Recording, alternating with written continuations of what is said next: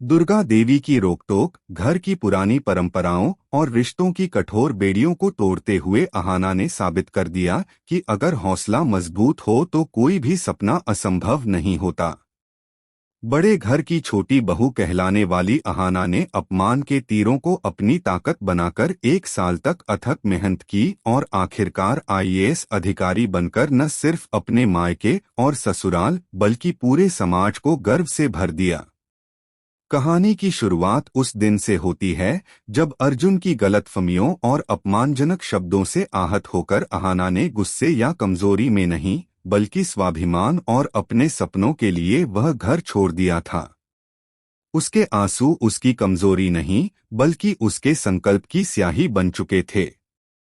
उधर चतुर्वेदी परिवार की कठोर मुखिया दुर्गा देवी को जब पता चला कि उनकी बहू मामा के घर रहकर आईएएस की तैयारी कर रही है, तो परिवार की प्रतिष्ठा और अपना दंभ उन्हें अहाना को वापस लाने पर मजबूर कर देता है।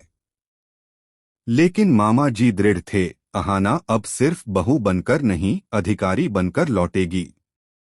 यही वह क्षण था जब अहाना ने दुर्गा देवी के सामने साफ कहा कि जब तक वह खुद को साबित नहीं कर लेती तब तक उस घर में कदम नहीं रखेगी।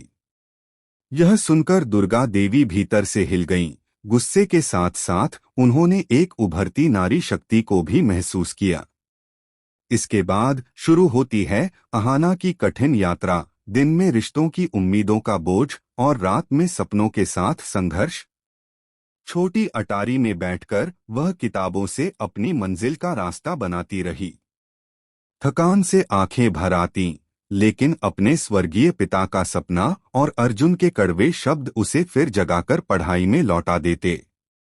इसी दौरान दुर्गा देवी का दिल भी धीरे धीरे पिघलने लगा, लेकिन परंपराओं के आगे वह खुलकर स्वीकार नहीं कर पा रही थीं, इसलिए उन्होंने चुपके से चारू चाची को अहाना की मदद करने भेजा।